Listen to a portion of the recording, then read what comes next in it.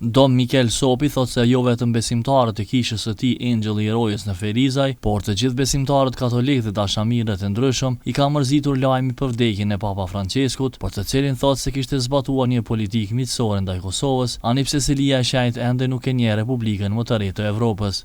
Po, sigurisht se ishte një lajm i trisht vdekja Papës, megjithëse ishte në moshë dhe kohën e fundit kishte vështirësi shëndetësore. Megjithatë erdhi mjaft si lajm i papritur dhe faktikisht e tronditi jo vetëm botën katolike, por të pas parasysh edhe angazhimin e tij si pap, që kaloi muret e besimtarëve katolik dhe kudo që njerëzit vuanin nga çdo lloj,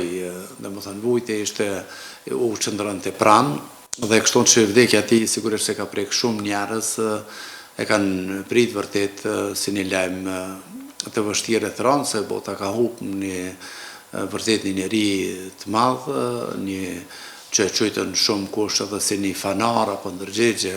e ditëve tona, dhe sidomos veprimtaria e tij, pontifikati i tij apo papati i tij, cilësohej si shërbim ndaj atyre njerëzve që janë në vujtje, që janë në varfëri. Jo vetëm në varfëri materiale, por varfëria ka kategori të ndryshme dhe që ai tërë kohën është munduar të qëndroj pranë dhe nuk i harroj asnjë moment, domethënë këtë shtresë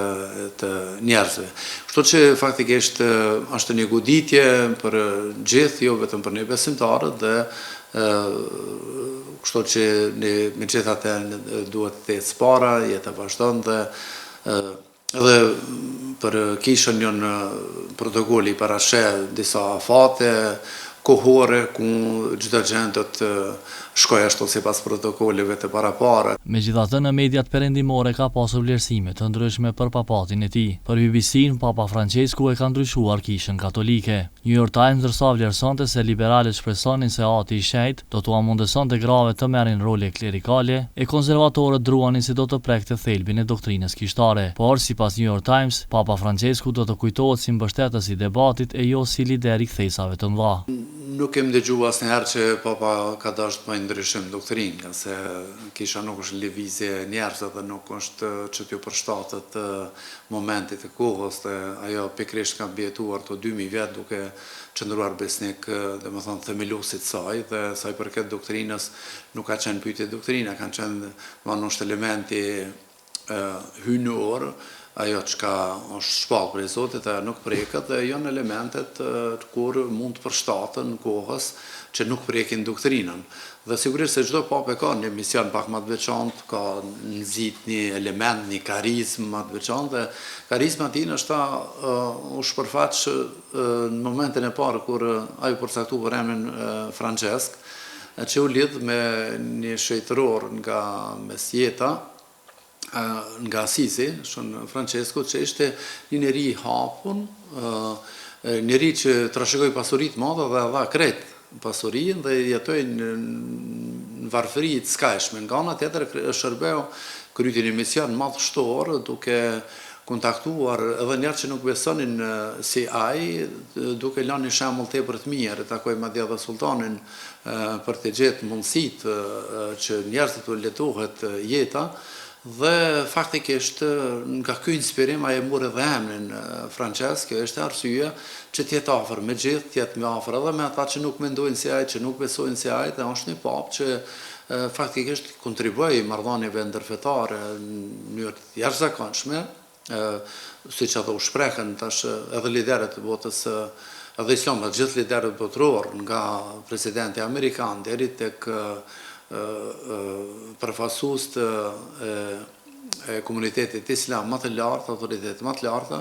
e trajtuan si një fanar të kohës dhe një ndërgjegje botërore. Kështu që ishte një papë që vërtet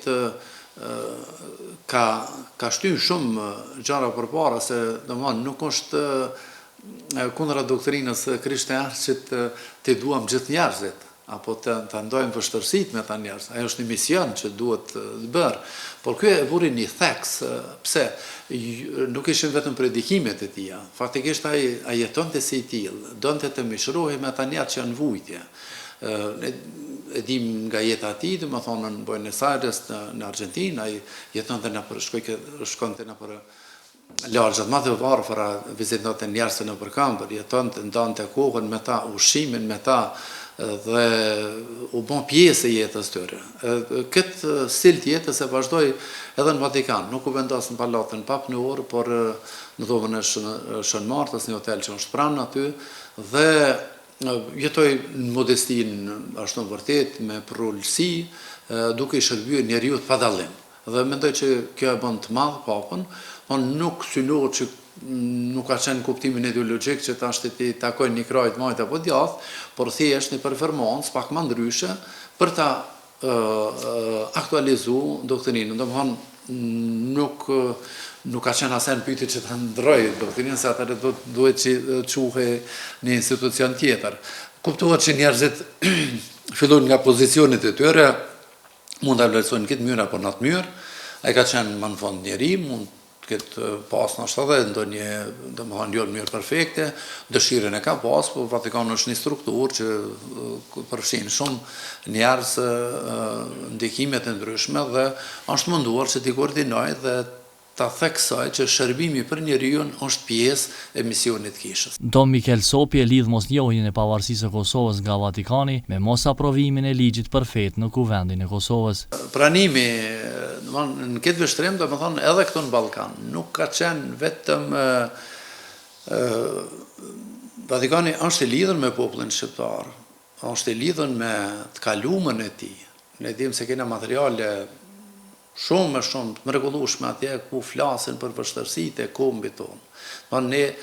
kisha ka detyrë, çdo dioqez, çdo 4 vite raport zyrtar me gjendjen aktuale të njerëzve, të kishës edhe të njerëzve që në aty. Të i pas parasysh gjithë ato në për shkak ka kalu kombit shqiptar, domethënë nuk është një raport vetëm me katolikët e Kosovës apo shqiptare, por është me gjithë popullatën tonë, me historinë tonë, dhe këtë ka dëshmuar sidomos edhe papat përpara, por sidomos ky, vizita e parë që bëni pikërisht e vizitoi popullin shqiptar. Edhe jo vetëm katolik, por i thirrë gjithë krerët e bashkive fetare që ishte një takim shumë i përzemërt, një takim shumë i afërt, një takim që e ngriti, ja dha një popularitet para botës, para gjithë ndërkombëtarëve si një model i morë bashkëdesën fetare ndër shqiptar. Dhe ishte vizita e parë e tij. Nuk është punë e vogël që ta ndalë një shtet vogël edhe ta ngritja, jep një vlerë, ashtu edhe ti njeh vlerat e bashkëdesës ndërfetare. Kështu që unë mendoj është interesimi i Vatikanit është, tash nëse duhet me thonë, janë edhe disa jo kushte, po janë disa rregullore që duhet përfillur. Nuk mund një anë shumë vetëm. Kuptohet se në shoqërinë tonë është kërku prej shtetit Kosovës transparencë më shumë. Është kërkuar vendosmëri, është treguar një respekt më shumë për shtetin. Edhe këto mungojnë, e derisa shteti i Kosovës nuk me shpall ligjin për fe, nuk ka njohje. Se aty fshihet diçka. Nuk ka asnjë shtet në Evropë, jo vetëm në Evropë, por në Ballkan, kanë aprovu ligjet për bashkësitë fetare, na faktikisht trajtohemi nga shteti si OJC dhe jemi jashtë kornizave shtetërore, domethënë nuk na njeh shteti si bashkësi fetare. Megjithse në mediat e huaja janë përfolur disa emra për ta marrë drejtimin e Selisë së Shejt, Sopi thotë se Vatikani do të vazhdojë të tregohet miqësor me Kosovën, pavarësisht se kush do të jetë në krye të papatit. Nuk mendoj që ndryshon, papë gjithherë kanë pas raport miqësor ndaj shqiptarëve, kanë dëshirë me na ndihmu, në vetë kam qëndruar atje 5 vite, jam interesuar shumë që vërtet të bëhet gjithçka dhe gjithë klerikët tanë, nga i peshku deri tek meshtari i fundit, na jemi të interesuar se është vendi jonë dhe duam ta shohim mirë Kosovën, dhe në këtë rast do ta ndjejmë një gëzim të madh në momentin që domethënë kaluan gjitha peripecitë dhe njihet edhe diplomatikisht, politikisht domethënë në Vatikanit që ta njeh Kosovën. Na kena përfaqësi diplomatike, kemi një ambasador që përfaqëson këto lidhjet që punojnë tonë, dhe Vatikani ka një delegat special që është e mruar për ta përcjell gjendën e Kosovë dhe këto tregojnë njën ka shkojnë në këtë drejtim. Se për këtë kandidatit të ri, unë mendoj se mund do një niancë tjetë andej apo këndej, por sigurisht se lidhjet do t'jenë gjithashtu të fuqishme dhe do t'jetë një kujdes i veçantë edhe për Kosovën, cili do papi ardhshëm që do t'vi. Kuptohet se kandidat, kur flitet shumë emrat, zakonisht zgjidhen dikush tjetër që nuk na merr në mendja. Por në Vatikan është mobilizu kjo çështje, prapë janë të zgjedhën dy personaliteti me ndikim, një abati Shën Palit dhe një kardinal tjetër me emër Kantalamesa, që është një njeri i kulturës, një erudit, me një njohuri të madhe, që do t'ju flasin kardinajve gjatë këtyre ditëve si një parapregaditje se në Vatikan tash sa i përket kandidatit, kur zgjedhet papa, merren problemet botërore cilat janë dhe mundohen që ta gjejnë se ata kardinaj shumë pak gjithë kishin mujt me ushtru detyrën e papës, cili do të zgjidhet, por do të mirret një që i flan, domthonë ishte momenti që i Papa Franceskut, ku vërtet kërkoi një modesti me mbulu një shtres të njerëzve, miliona njerëzve që janë në vujtje, në presionet luftës, gjitha dhe udhëzgjedh Papa që kishte një karrierë që jetonte një gjë të tillë. Ashtu edhe sot do të vlerësohen problemet politike të cilat janë në botë, jo vetëm politike, pse janë njerëzit në pyetje, polis, në qytetit, domthonë qytetarët. Dhe në këtë drejtim se sigurisht se do të ketë jo ndikime, por sigurisht bashkëpunim me qeverit edhe amerikanë dhe të atyre të fuqive botërore, për ta parë, për ta zgjedhë, se ne dim ishte nënkryetari i shtetit Vatikan, ishte ditën e Pashkën në Vatikan, nënkryetari Wentz, që është një katolik, është Trumpi u shpreh shumë pozitivisht, deri siç thamë, deri te përfaqësues gjithë bashkimit evropian, të shteteve arabe, muslimane që kishin një mik të madh, papën personal, gjithë këto do të mirën parasysh se për të parë reagoi edhe Rusia, qoftë domethënë në përfaqësues politik, ashtu edhe fetar, gjithë këto do t'i peshojmë me një peshore dhe do të shqyrtohet cili do t'jetë kandidatin ashtë më i përshtatshëm me çu proceset përpara. Tonë është edhe fati kohor, siç thamë, pas vdekjes papës është 15 ditë pas, domthonë 6 ditë ke vorrimi, pas të këtij vorrimi, domthonë mbeten edhe 10 ditë tjera, dikon pas parafërsisht pas 7 ditë, 10 ditë do të takohen kardinajt që në moshën 80 vjeçare, ta kanë drejt edhe votimi edhe drejt zgjedhje, që të zgjidhen për papë, dhe aty atëherë do të vlerësohet, do të votohet, mrena 15 deri 20 ditë pas vdekjes, është rregullore që të zgjedhet papa i ri, kardinajt bashkohen në kapelen më të pasur botërore sa i përket artit, kapela Sixtine, edhe aty mbyllën, nuk kanë as internet, as telefon, as gjë, do të koncentrohen thellësisht dhe votimi është krejt, domethënë sekret, votohet aty, numërohen votat dhe papa duhet të ketë i zgjedhur 2/3 të votave,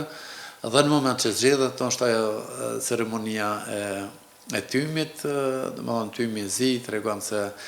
ende nuk u zgjedh, është bërë votimi, por nuk u zgjedh papa, në momentin që del tymi që shihet nga sheshi Shën Pjetrit, afër bazilikës atje, vret, në momentin që del tymi bardh, njoftohet bota se unë zgjedh papa dhe pas pak atëre dëftohet paraqitet me përshëndetjen e tij edhe me emrin e ri që do ta ketë. Papa Francesku varroset nesër në Vatikan. Në funeralin e tij do të marrin pjesë edhe 2 përfaqësues të Kishës Katolike të Kosovës.